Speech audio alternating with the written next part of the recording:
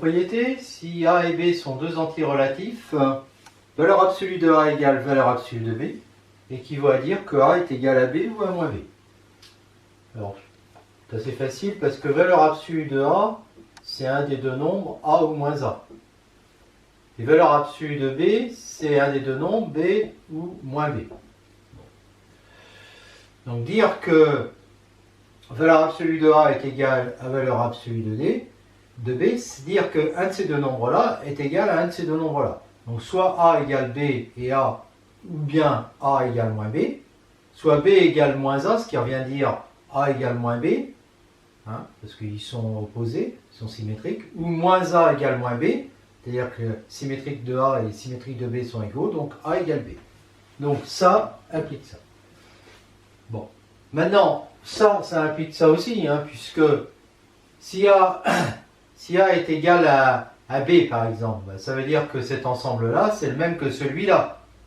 Donc, comme la valeur absolue appartient à l'un des deux, bah, voilà, les valeurs absolues vont être égales. Et si A est égal à moins B, eh ben, là, on va obtenir moins B, puis là, on va obtenir B. Donc, les deux ensembles sont égaux. En fait, les deux ensembles sont égaux. Donc, voilà, on a bien l'équivalence. Différence. A, B appartenant à Z.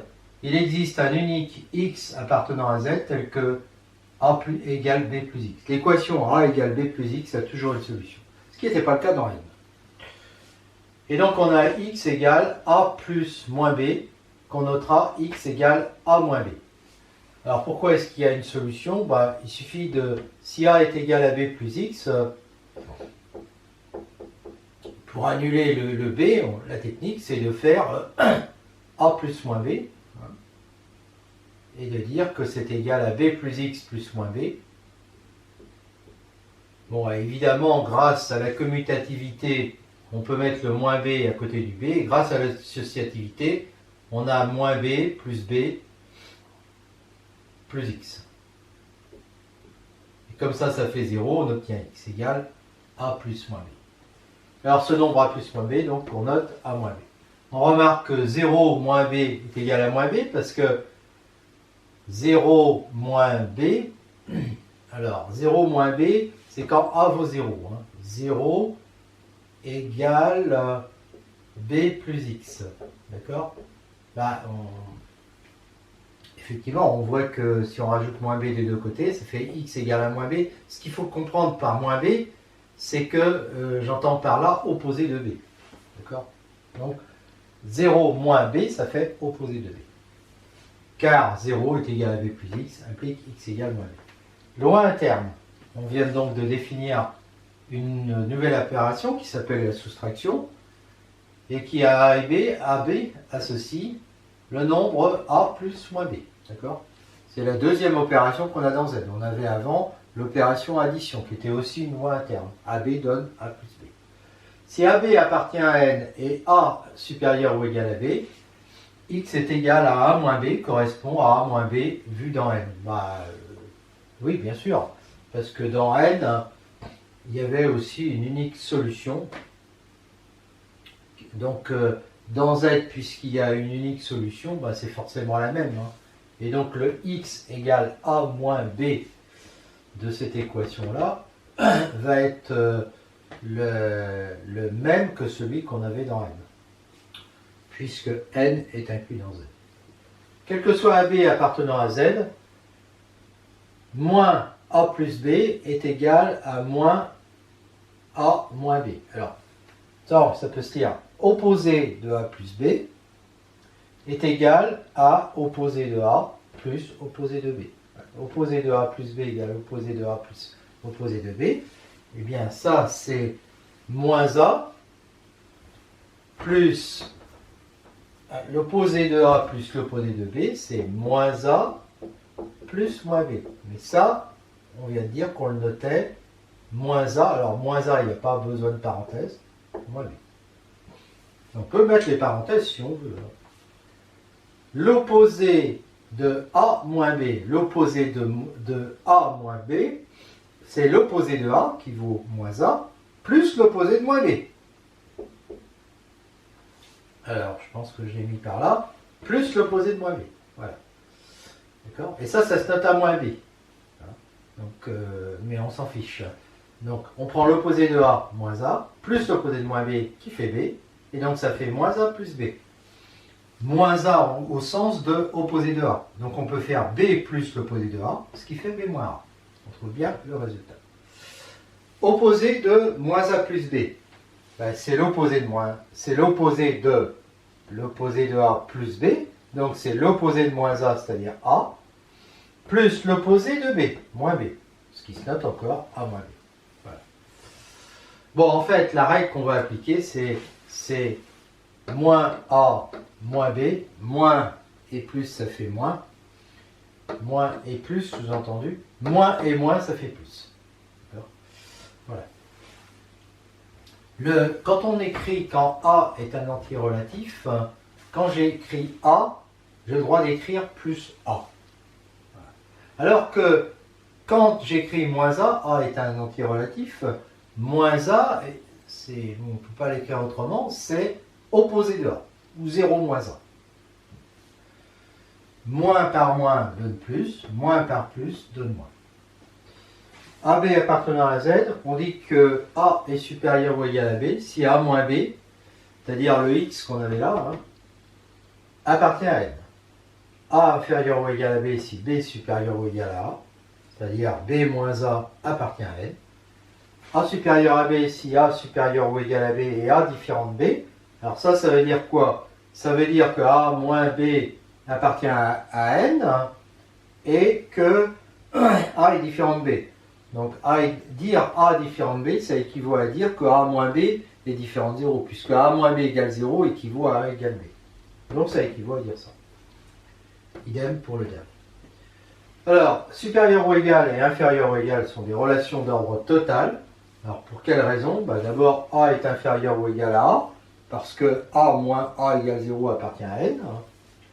A est inférieur à B égale à B, et B inférieur ou égal à A, ça veut dire que A moins B appartient à N, et B moins A, mais B moins A c'est quoi? C'est l'opposé de A moins B appartient à N. Or, un entier naturel et son opposé qui appartient à N, ça veut dire que A moins B est égal à 0, donc A est égal à B. A inférieur ou égal à B, donc ça veut dire B moins A appartient à N. B inférieur ou égal à C, ça veut dire C moins B appartient à N. Je les additionne, je tombe sur un nombre qui appartient à N. Puis ensuite, j'utilise, je rapproche le... par exemple, j'utilise la commutativité. Mais en fait, on ne fera plus ça. C moins B, puis on rajoutera B moins A, d'accord? Puis ensuite, avec l'associativité, on va arriver à des choses comme ça. Plus moins B plus B qui fera 0 et moins 1. Voilà. Et donc, ça va faire C moins 1. C moins 1 donc appartient à N. Et ça veut dire que C est supérieur ou égal à. C'est un ordre total parce que si on prend A et B appartenant à Z, soit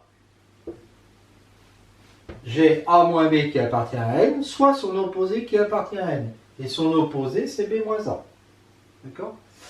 Puisque c'est opposé de A, ça fait moins A, plus opposé de moins B, ça fait B. Ça veut dire que j'ai un des deux qui appartient à N. Donc ça veut dire que là, j'aurai A supérieur ou égal à B. Et là, j'aurai B supérieur ou égal à A. Voilà. Donc, c'est bien un ordre total. Et comme supérieur ou égal est un autre ordre total, inférieur ou égal est aussi une relation d'ordre total.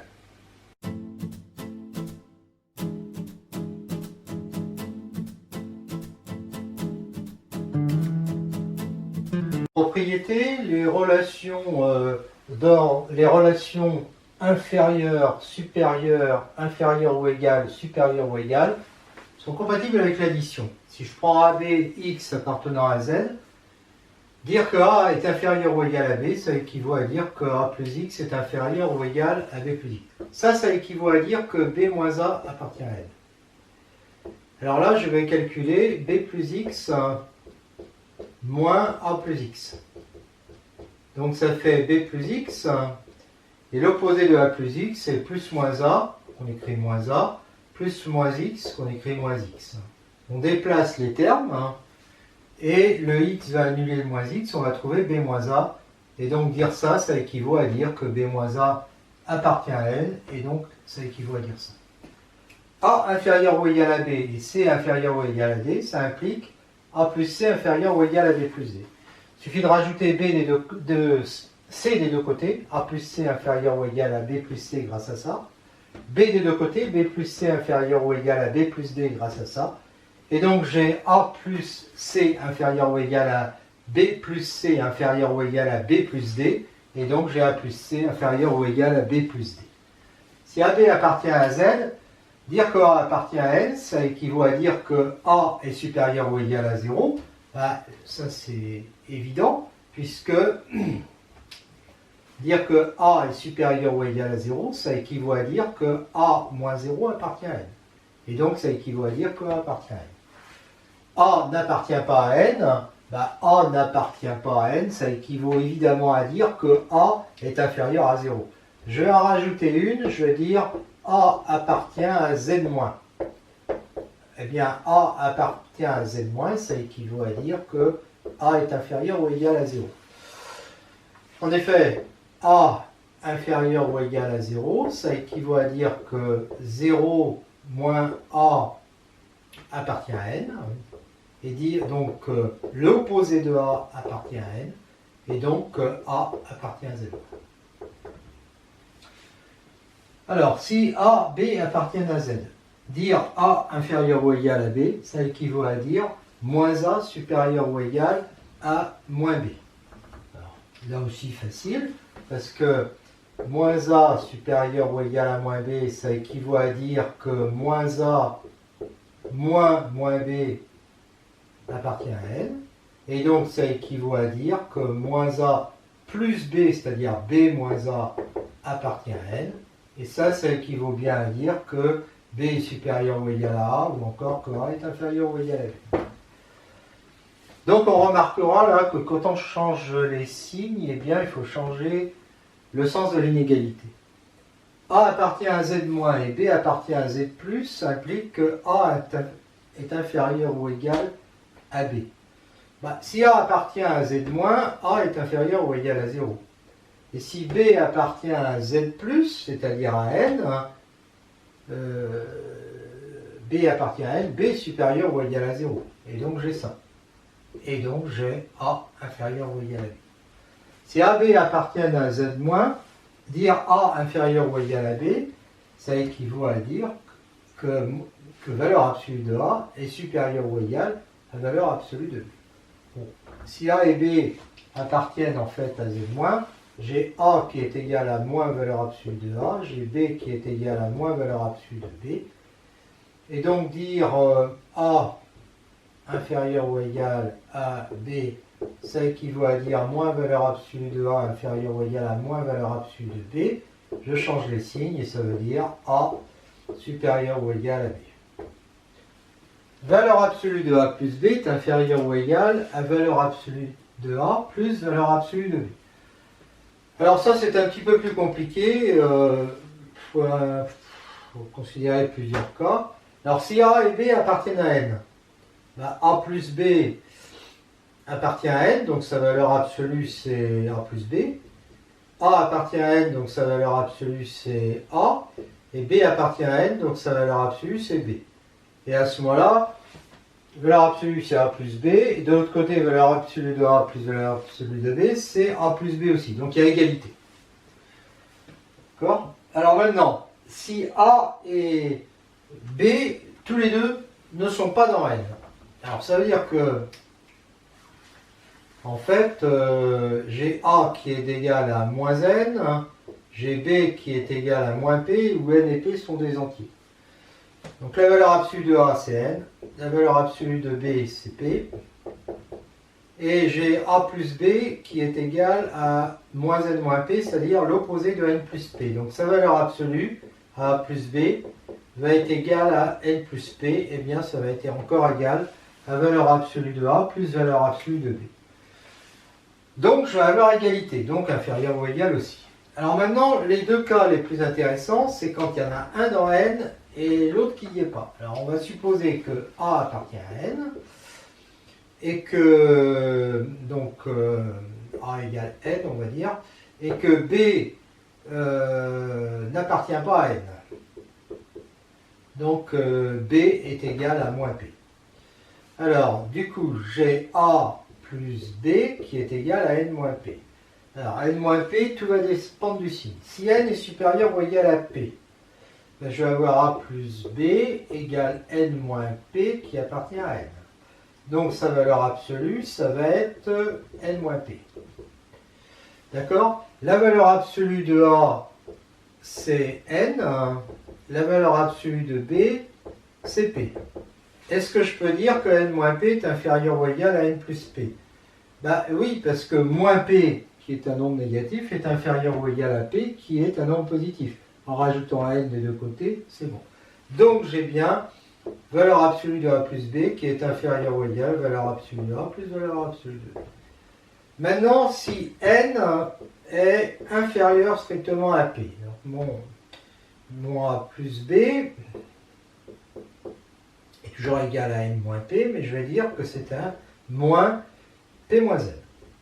D'accord? Et sa valeur absolue, comme P moins N appartient à N, sa valeur absolue de A plus B est égale à P moins N.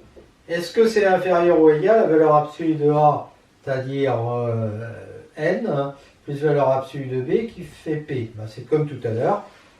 Moins N qui appartient à Z- est inférieur ou égal à N, qui appartient à N, et donc en rajoutant P des deux côtés, j'obtiens bien ça. Donc cette inégalité, qui s'appelle inégalité triangulaire, est toujours vraie, quel que soit AB appartenant à Z.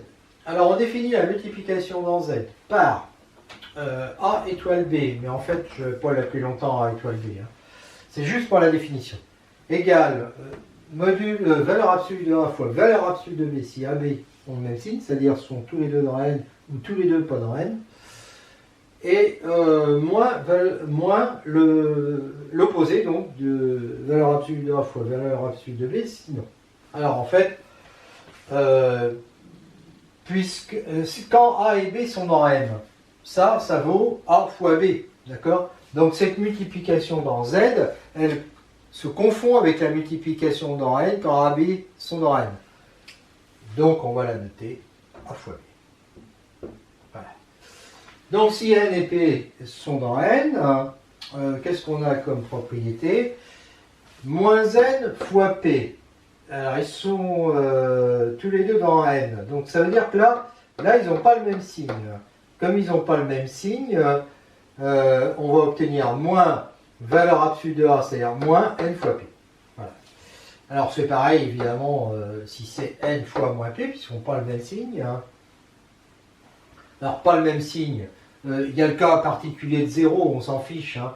0, il a le même... s'il y en a un qui est... Là, on a le droit d'en avoir un qui soit égal à 0 dans ce cas-là. Bon, en fait, ce cas-là, c'est quand A, c'est véritablement intéressant, c'est même d'ailleurs le cas où A appartient à N étoiles, par exemple, et puis B appartient à Z- étoile, enfin les deux sont non nuls, quoi. Ils n'ont pas le même signe et les deux sont non nuls. Bon, donc on a démontré ça. Et puis l'autre, bah, l'autre, les deux ont le même signe, et donc ça fait ça, la valeur absolue de moins N, c'est-à-dire N, fois valeur absolue de moins P, c'est-à-dire P, donc ça fait N fois P. La commutativité, bah, là dans la définition même, on voit que c'est commutatif, donc il n'y a rien à démontrer.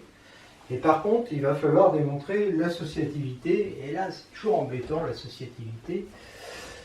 Bon, il faut étudier en fait A fois B fois C, et regardez que c'est bien égal à A fois B fois C. Alors ce que je fais, c'est qu'on sait que les nombres relatifs sont déterminés par la valeur absolue et le signe. Donc on va d'abord regarder si les valeurs absolues sont bien les mêmes. Ça fait quoi? Ça fait valeur absolue de A fois B. Oui, ici, là, ce qu'on voyait, c'est que valeur absolue de A fois B, est toujours égal à valeur absolue de A fois valeur absolue de B. Une propriété importante. Parce que regardez la valeur absolue de A fois B ici, c'est ça, puisque c'est positif. Et là, comme ça, c'est positif, ça c'est négatif. Donc l'opposé c'est A fois B, c'est valeur absolue de A fois valeur absolue. Donc là, ça fait ça. Et donc ça fait ça. Alors, comme la multiplication, c'est comme pour l'addition associative et commutative, je ne mets plus les parenthèses. Et puis là, bah, c'est exactement pareil, ça fait ça fois B fois C, et ça fait ça fois B fois C. C'est-à-dire on retrouve ça. Donc ils ont bien la même valeur absolue. Maintenant, pourquoi ont-ils le même signe? Ben, là, c'est un peu plus compliqué. S'ils ont le même signe, le produit de ces deux-là, le signe va être positif. On est d'accord? Le signe va être positif. Donc, en fait, ça va être du signe de C. Ça, alors, A, c'est A et B qui ont... Les trois sont du même signe. Donc, B fois C est positif. Donc, B fois C est positif, multiplié par A, il va être du signe de A, en fait. Et là, j'avais dit qu'il était du signe de C. Mais le signe de A et le signe de C, c'est les mêmes. Donc, c'est bon. Oui, parce que là, si A fois B ont le même signe, bon, bah, voilà, c'est plus. Et s'ils n'ont pas le même signe, c'est moins. Alors maintenant, donc les trois ont le même signe, ça marche. Ces deux-là ont le même signe. Maintenant, qu'est-ce qu'il y a comme autre cas? Ben, il y en a deux qui ont le même signe et pas l'autre. Alors par exemple, c'est A et B qui ont le même signe. Ça, c'est positif. Et pas l'autre. Ça, c'est négatif. Donc le résultat est négatif. A et B ont le même signe. A et B ont le même signe. Donc B et C n'ont pas le même signe. D'accord? Donc c'est moins. Et alors A et B ont le même signe. Oui, c'est ça. Et A et B ont le même signe. Ah non, il faut que j'aille. A et B ont le même signe, ça peut être plus, plus, et le résultat, ça fait plus. Et donc, ça va dépendre. En fait, le résultat va être du signe de C. Voilà. Maintenant, A et B ont le même signe. Alors, si c'est plus, avec le signe de C, ça va être le signe de C. Ouais, je ferais mieux d'étudier plus, plus, plus. Bon, ben là, non, plus, plus, moins, voilà. Donc, ça va faire plus, moins, ça va faire moins. Plus, là, j'ai B qui est plus et C qui est moins. Plus et moins, ça fait moins. Plus par moins, ça fait moins. J'obtiens bien la même chose, d'accord? Alors maintenant, si c'est A et B qui ont le même signe comme ça, et puis C qui n'a pas le même signe, ça va faire plus, d'accord? Et donc, je vais obtenir plus. Et puis là, A et B négatif, alors celui-là est positif, ça va faire moins, par moins, ça va faire plus. Voilà. Et puis après, je peux examiner le cas B, A et C ont le même signe, bah, ça va être pareil. Hein. Et puis ensuite et enfin, le cas B et C ont le même signe, et c'est exactement pareil comme raisonnement. Donc, au total, ils ont la même valeur absolue, ils ont le même signe, donc ils sont égaux, et donc on a bien A fois B fois C, qui est égal à A fois B fois C. Alors, cette multiplication, là, au lieu, on ne mettra plus le signe multiplié. C'est-à-dire qu'on écrira A, ça s'écrira A fois B, AB. On dira AB. Donc ça, par exemple, ça s'écrit ABC est égal à ABC. Mais en pratique, grâce à l'associativité et la commutativité, on écrira même ABC dans les deux cas.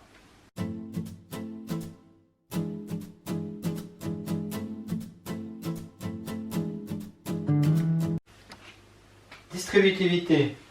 Quel que soit ABC appartenant à Z, on a A facteur de B plus C qui est égal à AB plus AC. Alors, si ABC sont dans N, c'est évident, puisque la multiplication et l'addition sont pareils que dans Z, sont pareils que dans N. Hein. Donc, le résultat était vrai dans N, donc il est vrai dans Z. Voilà.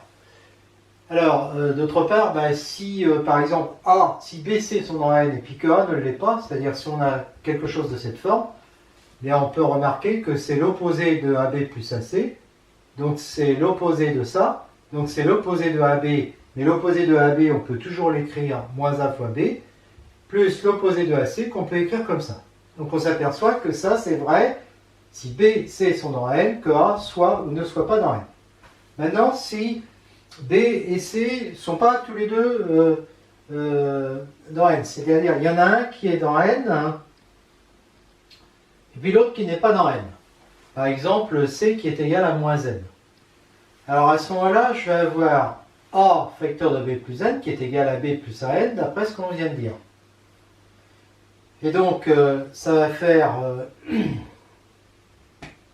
que A facteur et A facteur de B plus C, comme C vaut moins N, c'est A facteur de B moins N.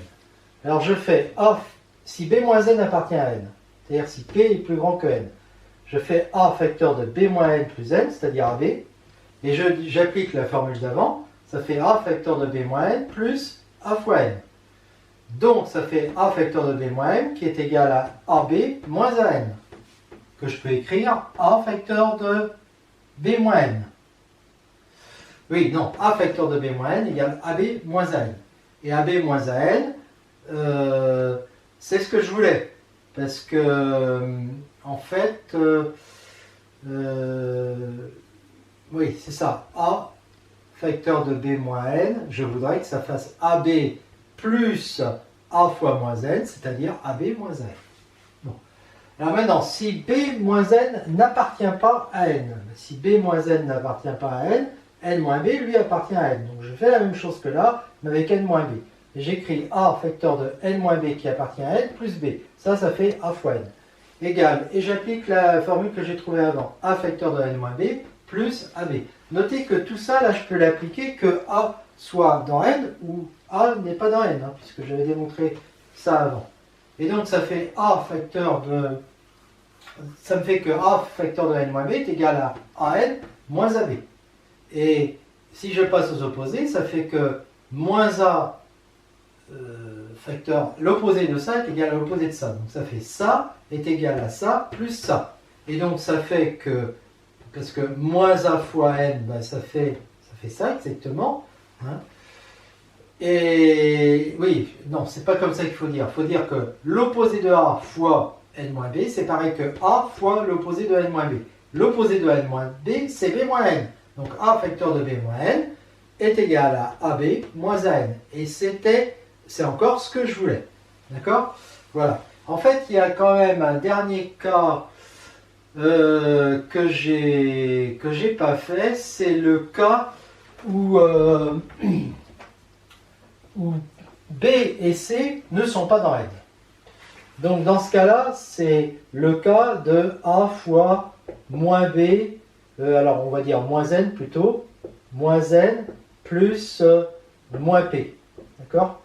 Bon, eh bien ça je peux dire que c'est A fois l'opposé de N plus P, et ça je sais que c'est pareil que moins A fois N plus P. Et ça je peux appliquer maintenant. Donc ça fait moins A fois N, hein. Donc en fait moins AN, hein, plus moins A fois P, c'est-à-dire moins A fois P. D'accord? Et donc ça fait bien A fois moins N plus A fois moins P. Et j'ai encore la distributivité, peu importe que A soit dans N ou ne soit pas dans N. Et donc tous les cas sont démontrés. Un élément neutre pour la multiplication. En effet, A fois 1 est égal à 1 fois A est égal à A. Ben ça c'est évident parce que la valeur absolue de 1 c'est 1.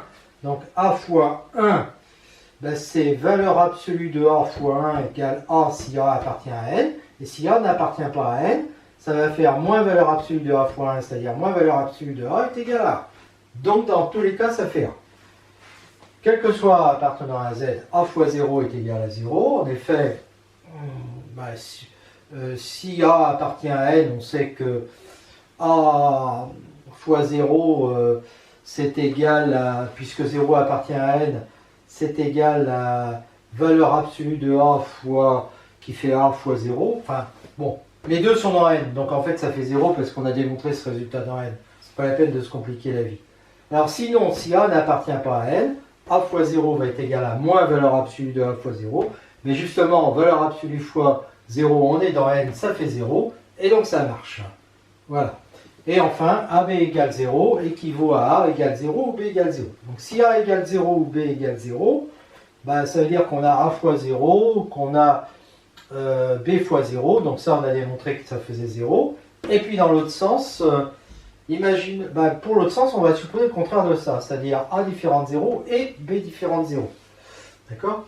Et donc, dans ces cas-là, la valeur absolue de A, évidemment, et la valeur absolue de B ne sont pas égales à 0. Donc après, plus ou moins valeur absolue de A fois B, ça ne fera pas 0 de toute façon.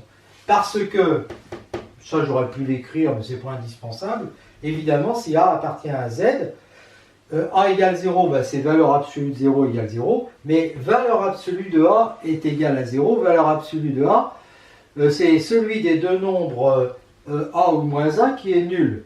Donc soit A est nul, soit moins A est nul. Mais si moins A est nul, ça fait A égale 0 aussi. Donc j'ai bien l'équivalence. D'accord? Et donc, tous les résultats ont été démontrés.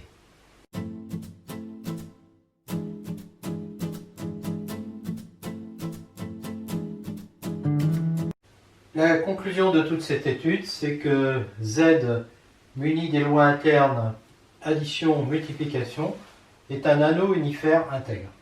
Alors ça signifie quoi? On peut même dire un anneau unifère intègre commutatif. Ça signifie quoi? Eh bien, Z plus est un groupe commutatif. La multiplication, elle est commutative et associative. Et il y a un élément neutre qui est 1. On a vu que A fois 1 égale 1 fois A égale A, quel que soit A appartenant à Z, intègre, parce que AB égale 0 implique A égale 0 ou B égale 0. Voilà. Si A, B, C appartiennent à Z, et que C est, alors C positif ou nul et A inférieur ou égal à B, implique AC inférieur à AC inférieur ou égal à BC. Bon. Pour étudier ça, on fait BC moins AC. On peut factoriser C. Et C est positif. Donc on voit que si C est positif, ça va être du signe de B moins A. Donc, A inférieur ou égal à B, ça équivaut à B moins A est positif. Donc ça équivaut à C facteur de B moins A est positif. Donc à BC supérieur ou égal à AC, c'est-à-dire AC inférieur ou égal à BC. Voilà. Alors maintenant, si C est négatif, BC moins AC est égal à C qui est négatif, facteur de B moins A. Donc ça va être du signe contraire de B moins A.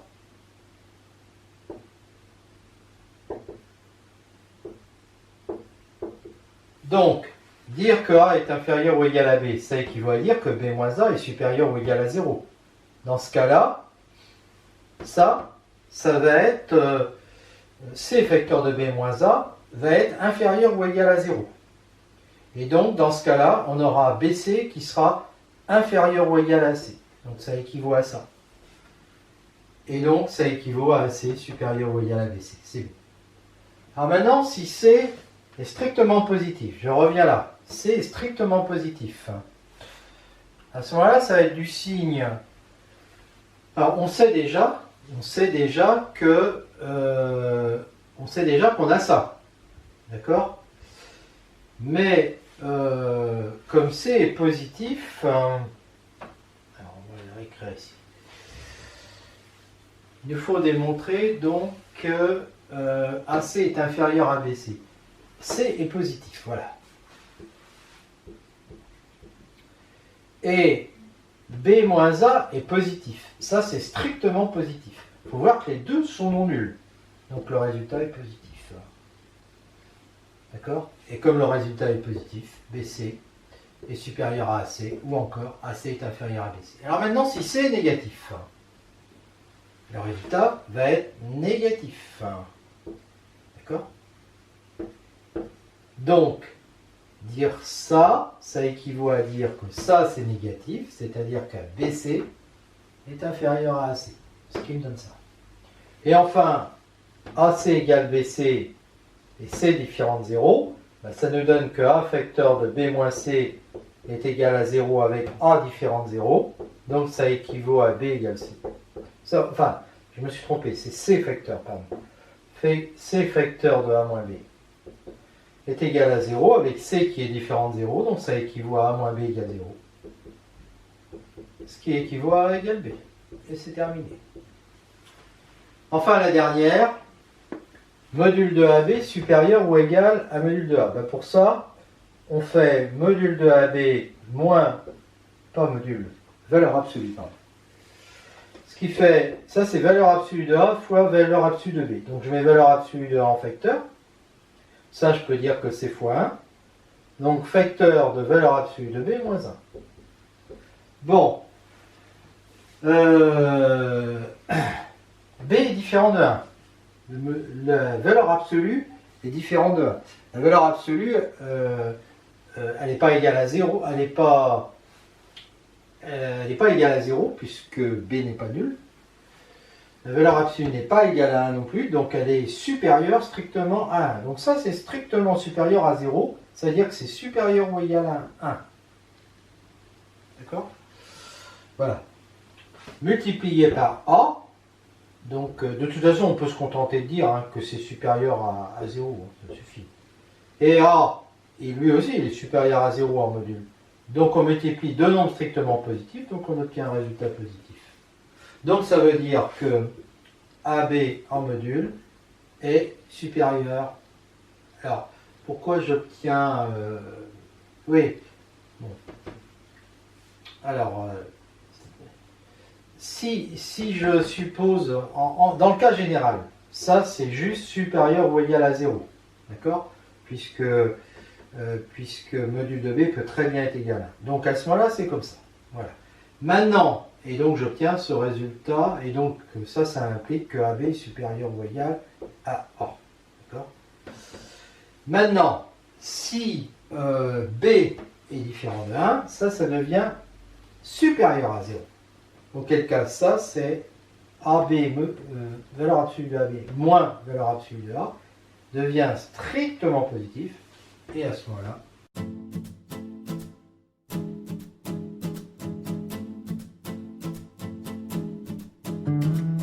quelques propriétés en vrac sur la multiplication des nombres relatifs, et pas que sur la multiplication d'ailleurs. Si valeur absolue de AB est égale à 1, alors valeur absolue de AB égale à 1, ça équivaut à valeur absolue de A égale valeur absolue de B égale 1, ça équivaut à A égale plus ou moins 1 et B égale plus ou moins 1. Alors, d'abord, si valeur absolue de A, B est égale à 1, c'est que ni A ni B sont égaux à 0. Valeur absolue de AB va être supérieure ou égale à A. Et comme il est égal à 1 et que A est différent de 0, il est supérieur ou égal à 1, ça veut dire que valeur absolue de A va être égale à 1. De la même façon, valeur absolue de B va être égale à 1. Et donc, on va avoir ça, tout ça. Et puis, donc ça implique ça, implique ça. Bon, en même temps, ça, si A est égal à plus ou moins 1 et B est égal à plus ou moins 1, leurs valeurs absolues font 1. Et donc, le produit des valeurs absolues, ça fait bien valeur absolue de AB qui est égale à 1 et c'est terminé. Alors, une définition, on généralise la notion d'intervalle qu'on connaissait déjà dans les entiers naturels. Là, on généralise dans Z par intervalle AB de Z, j'insiste, avec AB appartenant à Z et A inférieur ou égal à B. C'est l'ensemble des X appartenant à Z qui sont supérieurs ou égaux à A et inférieurs ou égaux à B. Alors, si x appartient à z et que n appartient à n étoile, donc n est positif, dire que valeur absolue de x est inférieure ou égale à n, ça équivaut à dire que x appartient à l'intervalle moins n. Et dire que valeur absolue de x est supérieure à n, ben ça équivaut au contraire. Donc le contraire d'être là-dedans, ça veut dire que x est supérieur, est supérieur ou égal à moins n et inférieur ou égal à n. Le contraire, c'est d'être supérieur strictement à n ou inférieur strictement à moins n. Donc ça, j'ai pas besoin de le démontrer, c'est exactement le contraire de ça. Alors, si x en valeur absolue est inférieur ou égal à n, ça équivaut à dire, parce que la valeur absolue c'est quoi? C'est le plus grand de moins x et de x. Donc on veut que le plus grand soit inférieur ou égal à n. Donc le sup de x et de moins x. Donc ça équivaut à dire que x doit être inférieur ou égal à n, bien sûr, et que moins x aussi doit être inférieur ou égal à n. Et donc, alors ça évidemment, en multipliant par moins, enfin en prenant l'opposé, ça fait que x est supérieur ou égal à moins n. Et donc je dois avoir ça et ça. Donc ça. Et comme je l'ai dit, valeur absolue de x supérieure à n, ça équivaut à dire que x n'appartient pas à moins n, et donc que l'on a ça.